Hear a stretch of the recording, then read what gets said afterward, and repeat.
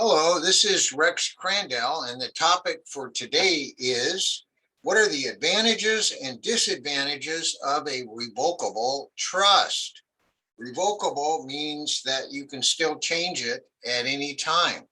And there are other types of trust that you're not able to change, and we're not going to cover those today. Just want to cover the advantages of the revocable trust and what's not so good about them. One of the primary benefits is that you would avoid probate. In California, if you have assets over 166,250, in order to, if you just have a will or no will at all, you would have to do a probate for your beneficiaries to get your assets. Now, if you own real property, more than likely it is to your advantage to have a revocable trust to avoid the probate process. And I don't want you to think that probate is all bad. It is not. There are some benefits like protecting the asset and court supervision. Okay. The next advantage of a revocable trust is flexibility. You can write the trust to do about what you want. If you want to have assets held or distributed or kept, you just have unlimited opportunity to write the trust so the assets are directed as you want. They call that managing from the grave. The management of the assets is nice within a trust in that the trustee just takes over on your death or if on your incapacity and manages the assets according to the trust document. And the trustee is given discretion on what to do, but they have to benefit the other beneficiaries and do things that are for the benefit of the trust and not for the trustee's own benefit. Some other problems that you can get into is children under the age of 18 cannot inherit assets. They cannot inherit over $5,000 because the law says they have to have a legal financial guardian in order for minors to have assets. So that's an advantage in a trust. You can set it up ahead of time. In a probate, the court would make sure that be required. A nice thing about a living trust is it gives you peace of mind. You can rest assured that on your death that the assets are going to go where you have specified in the manner that you've specified. Now, a living trust may save money in the long run. Okay, so if you create a trust, it costs a little bit more when the documents are created and normally costs less when after you die and the trustee manages the assets before distributing to the beneficiary. And a will usually costs less to create. However, a will that has to be probated usually costs more than a trust.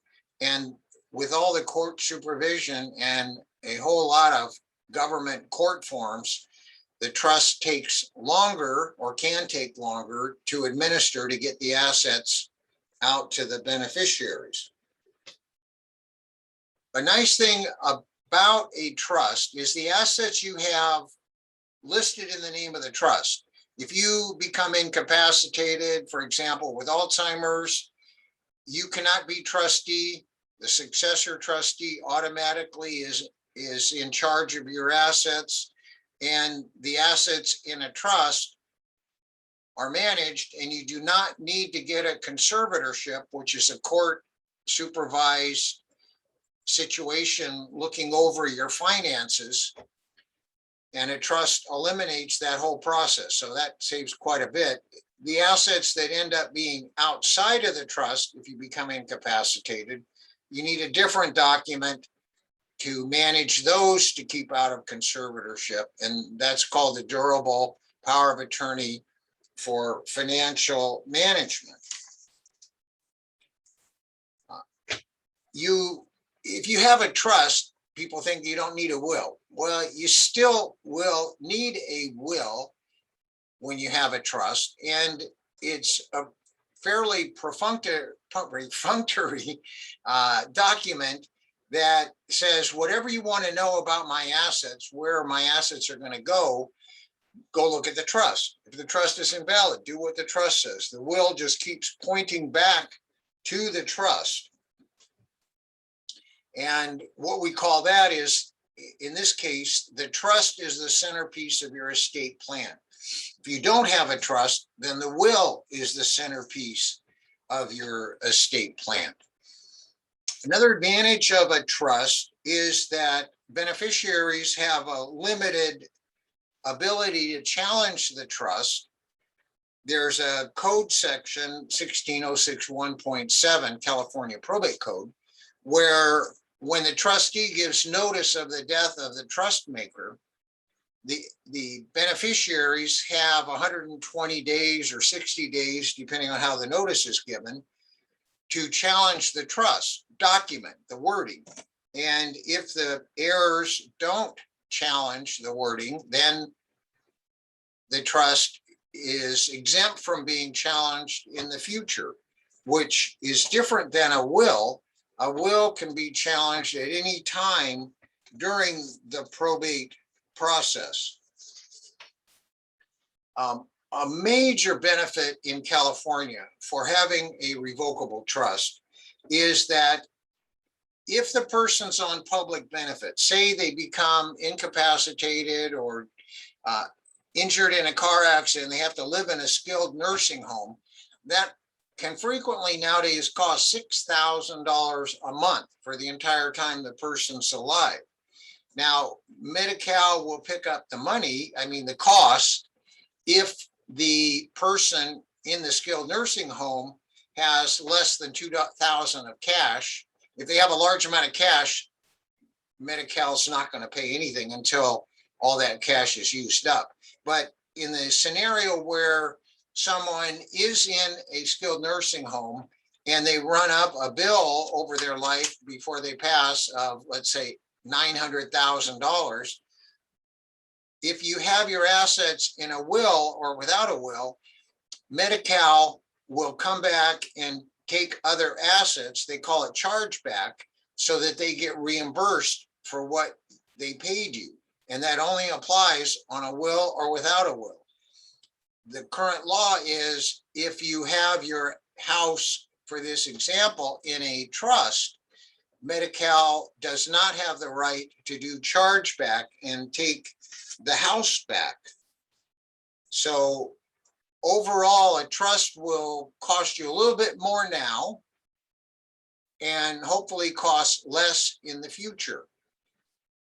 And the out-of-pocket cost on trust is just a little bit more complicated than a will. A will normally will cost less to prepare now, and normally will cost much more in time, effort, and money in the future after you pass away.